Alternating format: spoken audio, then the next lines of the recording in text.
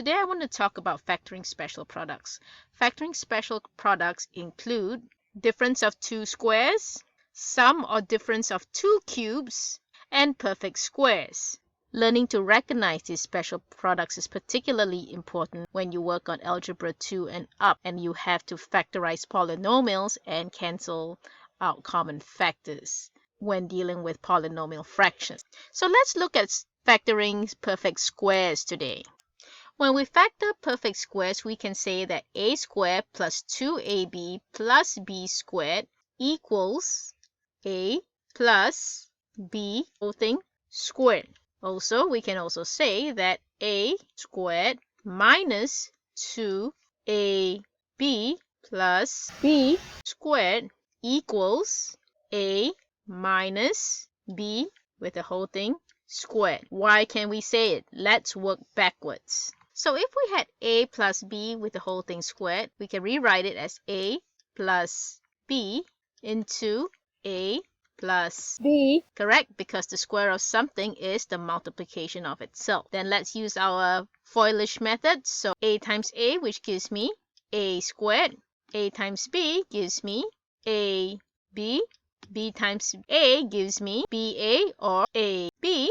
And finally, b times b gives me squared. And if we simplify, we get a squared plus 2ab plus b squared. So we prove that a squared plus 2ab plus b squared equals a plus b whole thing squared. What if we have the square of a minus b? So let's do the same thing. A minus b times itself, which is a minus b. Do our FOIL again. A times a gives me a squared. A times negative b gives me negative a b term. Let's go to our second term, which is negative b. So negative b times a gives me negative ba or negative a b. Negative b times negative b gives me a positive squared. Simplify. A squared minus 2ab plus b squared. So again, we prove that the square of a minus b gives me a squared minus 2ab plus b squared. In this lesson, I want you to start training yourself to recognize when you're factoring perfect squares. So the first thing you want to look for when you're looking for perfect square factoring is looking at your constant. Is your constant a perfect square? In this case, yes. The square root of 16 is 4. Then you look at the x term. If you divide the coefficient of the x by 2, do you get the square root of your constant? Meaning, is 8 divided by 2 equals 4? Yes, that is the case. We can plug it into our formula. And we can take the square root of our x squared term, which is x, plus the square root of our constant, which is 4, and make a square. Let's try another simple one. Let's look at our constant. Is that a perfect square? Yes, the square root of 4 is 2. Then look at the middle term. 4 divided by 2 is also 2. So yes, we can say that the square root of y squared gives me y. There's a positive, so I'm going to put a positive here. And the square root of 4 is 2. That's all we need to do. Let's shake things up a little bit. What if I gave you x squared plus 81y squared minus 18xy? How would you factor it? You see that it's still in that same a squared plus 2ab plus b squared form. However, the terms have been mixed up a little bit. First thing I recommend you do is rearrange your terms. Put it in that same form, which would be x squared minus 18xy plus 81y squared. Now, your 81y is your b and your x is the a. What's the square root of 81y squared? That would be 9y. What's 18 divided by 2? That's also 9. Square root of x squared is x. There's a minus here, so I'm going to bring down that minus. And the square root of 81, 9y. If we check our work, we can say that it's x minus 9y times x minus y.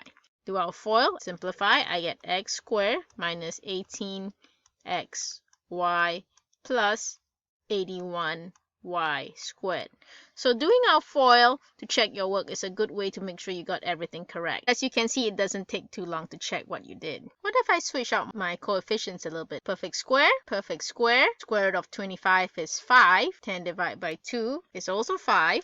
And there's a negative there. Rewrite it as square root of 25 is 5. Square root of x squared is x.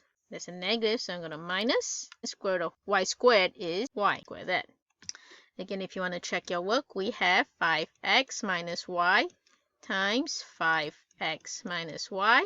Simplify, we have 25x squared minus 10xy plus y squared. You guys love fractions, so let's try a simple fraction one. Square root of 1 over 4 is half. As an unwritten coefficient of 1 that's in front of our x, and 1 divided by 2 is half.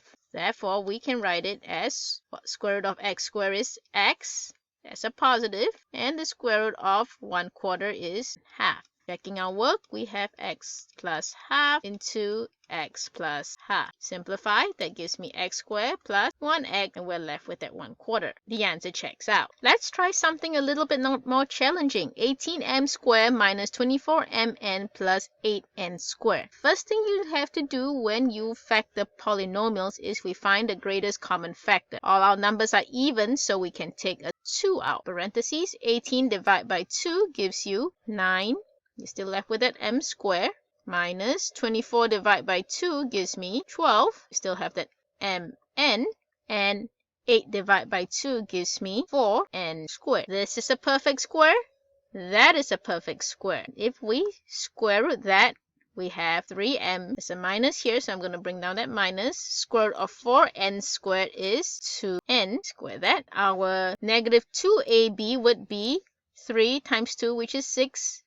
Times 2, which gives us 12. So this fits our formula. Check our work, do our FOIL, simplify, expand that. Our final check matches with the original question. Let's do one last example. We have a perfect square, because square root of 25p squared is 5p. Another perfect square, square root of 9q squared is 3q.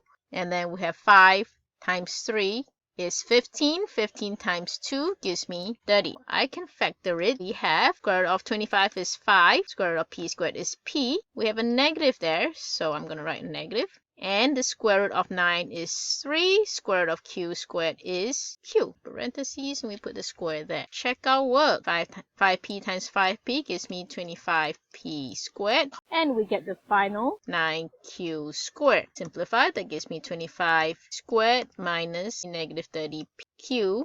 And the 9q squared comes down. This checks out with your original question. If you like this lesson, please be sure to like and subscribe to my channel. Hit the bell button for notifications. If you have any questions or comments or like to see a specific topic, leave the comments down below. I also offer notes, worksheets with full answer keys, as well as online tutoring services. Links below.